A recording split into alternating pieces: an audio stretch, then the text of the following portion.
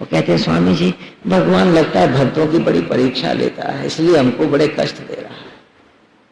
क्या सुंदर बात है। प्रभु तो भक्तों को अपने पलकों में रखते हैं, परीक्षा उनकी कौन ले सकता?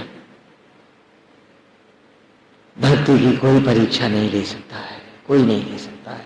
जो भक्ति की परीक्षा, भक्त की परीक्षा लेने का साहस करता है वो भस्म हो जाता है, और उसके लिए देवताओं को भी क्षमा नहीं होता है।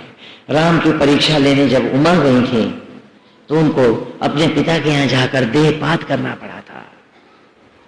और तुम कहते हो कि प्रभु भक्त को कष्ट देते हैं, परीक्षा लेते हैं? ना, अभक्त की परीक्षा होती है, झूठे और कपटी भक्त की परीक्षा होती है।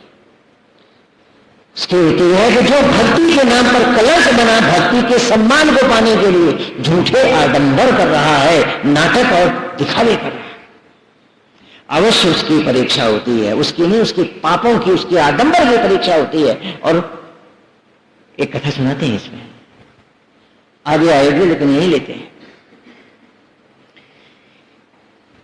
महाभारत संग्राम चल रहा है, युद्ध अपनी भीषणता में समाया हुआ है, और आज द्रोणाचार्य एक काल काल महाकाल बन गया है। पांडव सेनाएं थर थर कांप रही हैं। वो गाजर मूली की तरह सेनाओं को काटता हुआ, रौंदता हुआ चारों ओर त्राही त्राही मचा रहा है। युधिष्ठिर भी कांप उठे हैं, कहते हैं गोविंद देख रहे हैं आप, लगता है आज द्रोण तो सबका महाकाल बन जाएगा, आज तो हम सबको आचार्य मार देंगे, लगता है हमें कोई भी नहीं जिएगा। तो भगवान कहते हैं युधिष्ठिर तुम्हें दिख रहा है कि द्रोण तुम्हारी सेना को मार रहा है? बोले हाँ मार रहा है। तो बोले कहो अश्वत्थामा हतो, कहा ये तो झूठ है। बोले जब तक ये नहीं कहोगे वो हथियार नहीं रखेगा और सारी सेनाएं कट जाएंगी तुम्हारी। कम ऑन से बोलो। उनका गोविंद मैंने कभी झूठ नहीं बोला, मैं झूठ नहीं बोलूंगा। सारे भाई समझा रहे हैं कि आप नहीं कहोगे तो वो मानेंगे नहीं।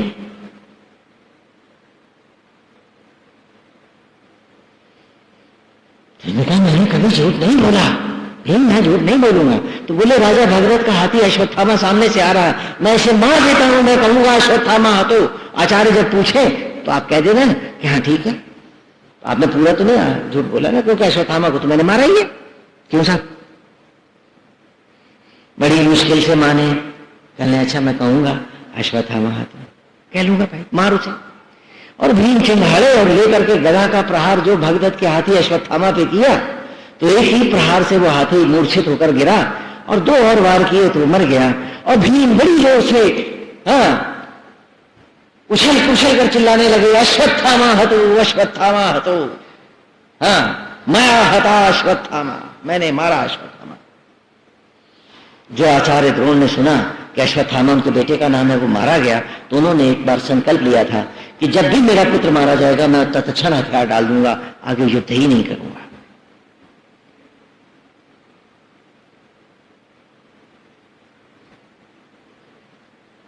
उनका मैं नहीं मानूंगा कि अश्वत्थामा मारा गया, वो अमर है, अजय है। तो फिर भीम चिल्लाए छाती पे हत्थड़ मार करके बड़ी जोर से उछले अश्वत्थामा हतो। तो कहा भीम तुम तो परले सिरे के झूठे हो, तुम्हारी बात नहीं मानता। हाँ युधिष्ठिर कहेगा तो मान लूंगा, युधिष्ठिर तुम बताओ क्या हुआ। तो युधिष्ठिर ने बड़ी विनम्रता से कहा अश्वत्थामा हतो नरो वा कुंजर। तो जहां वो नरो वा कुंजरो वा कह रहे थे वहां उन्होंने नगाड़े बजा दिए, उसकी आवाज ही नहीं गई द्रोणाचार्य तक। द्रोणाचार्य ने हथियार रख दिए और अन्यथा द्रोणाचार्य युद्ध में मारा गया। दंभ द्रोण के भी द्रोण को जीने न देंगे, सर कटेगा उसका बीच महाभारत में। वो जो दूसरों को अमृत ज्ञान देता रहा है, जो दूसरों को विजय के रास्ते दिखाता रहा है, उनको अस्त्र और शस्त्र विद्या देता रहा है, आज घोड़े की टापों से उछाला जाएगा, कटा सर उसका। दंभ किसी का बाकी नहीं रहेगा। और हम हैं कि सिर्फ दंभ के लिए जीते हैं, खाली नाटक और स्वांग करते हैं, भक्ति नहीं है, नौटंकी है। इन ड्रामों का कहीं कुछ नहीं होगा।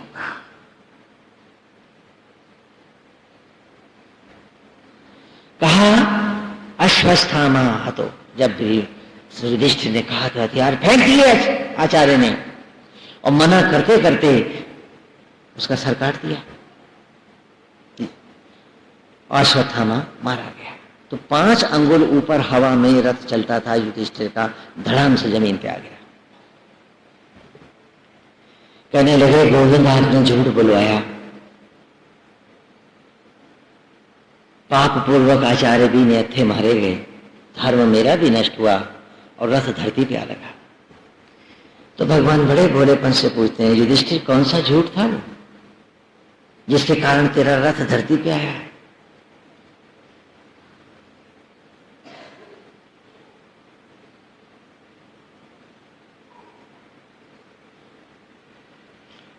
तो युधिष्ठिर कहने लगे, ये जो मैंने कहा अश्वत्थामा हतो, कहा नहीं, इस झूठ के कारण रथ धरती पे नहीं आया तेरा।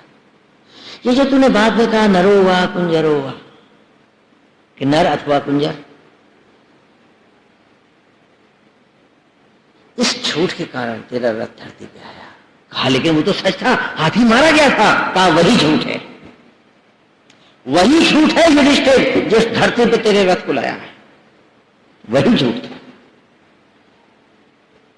तुम सोचते हो कि तुम पाखंड करके बच जाओगे? नहीं, पाप बढ़ रहा है, भार बढ़ता जा रहा है, और निम्न से निम्न योनियां तुम्हारे मुकद्दर में लिख रही हैं। अंधे हो, देख नहीं पा रहे हो, नींद में हो, जागना चाहते नहीं हो, ये बात दूसरी है। चाहे राजा है, योगी है, सन्यासी है, हम सबका राह एक है, चाहे वो गृहस्थ है। जो उसे नहीं धारण करेगा वो निश्चित रूप से भटकेगा।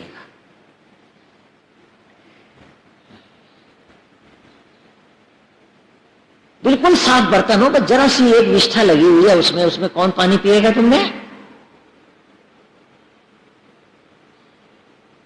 और जहां विषयों की विष्ठा सारे बर्तन में मली हो और खाली ऊपर का किनारा चमक रहा हो, उसको तुम पवित्र कहोगे? ना, धोखा देते हैं हम सब अपने आप को।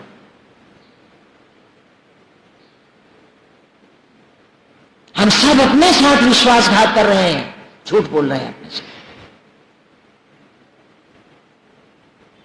चाहे सन्यासी है, योगी है, तपस्वी है, अथवा वो गृहस्थ है, कोई भी है, सबका रास्ता एक है, क्योंकि सबका मालिक एक है। वो झूठ जो तुम्हारे लिए नहीं है वो हमारे लिए भी नहीं, वो किसी के लिए नहीं है। तो अपने को झूठे आश्वासन मत दो। कहा तुमने जो कहा नरो वा कुंजर, इसी में रथ तेरा धरती पे आया है। युधिष्ठिर, जब तेरे में इतना झूठ था कि गोविंद देखो, हाँ, द्रोणाचार्य मेरी सारी सेना मार रहा है, इतना झूठ तो तेरे में था, और तब भी तेरा रथ हवा में था, क्योंकि वो वाक्य तेरे सत्य नहीं असत्य थे। यदि तू सचमुच सत्यनिष्ठ और सत्यवादी होता और तू ये सत्य का परिचय होता, तो तू ये ना कहता कि देखो गोविंद द्रोणाचार्य मेरी सारी सेना मार रहा है। तू कहता कि गोविंद ये क्या कर रहे हो, बन के द्रोण अपनी ही सेना खाए जा रहे हो। सच तो सिर्फ इतना ही था ना। लेकिन युधिष्ठिर तूने में इतना झूठ था, फिर भी तेरा रथ धरती से 5 अंगुल ऊपर था।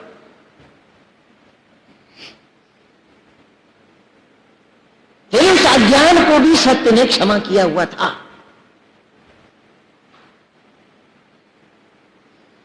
क्योंकि ईश्वर को सब में न देखना सबसे बड़ा झूठ है। और वो तथाकथित सत्यवादी भी सुन लें, यदि वो सब में राम नहीं देख रहे हैं तो वो भी उतने ही महाझूठ हैं जितना धरती पे कोई भी।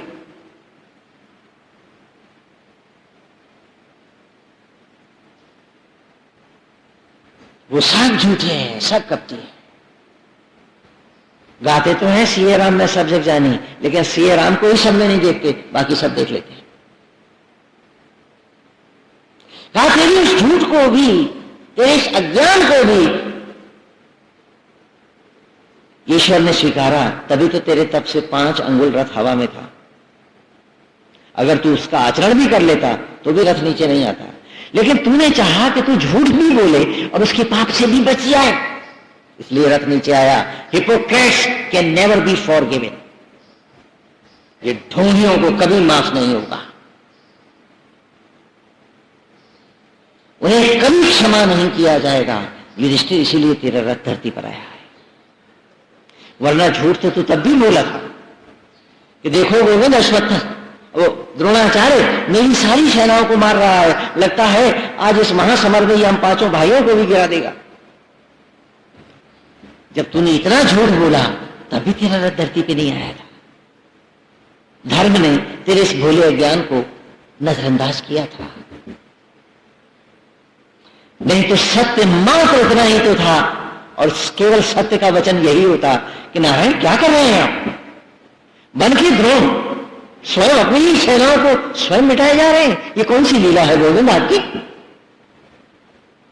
तो उतना सच तो तू बोला नहीं था तब भी, और तब भी तेरा रथ 5 अंगुल ऊपर था।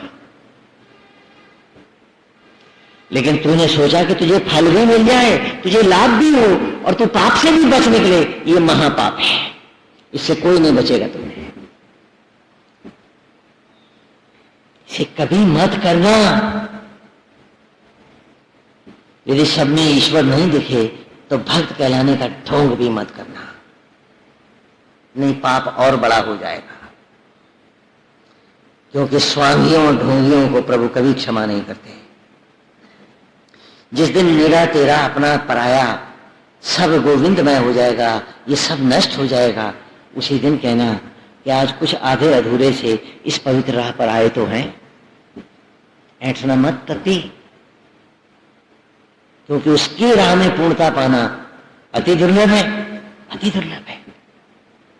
ये तो उसकी दया है, कृपा है कि वो फिर भी मेरे ही जूठन को बन के शबरी का राम मेरे जूठे अन्न को रक्त में बदल रहा है, बन के मां मेरे तन का मैला धो रहा है। वो जो पवित्रतम परमेश्वर है वो मुझे इतना स्नेह दे रहा है, और ये दुर्भाग्य है मेरा कि मैं उसकी राह में एक छोटा सा कदम भी तो नहीं उठा पाया। मत देना अपने को झूठे आश्वासन, मिट जाओगे।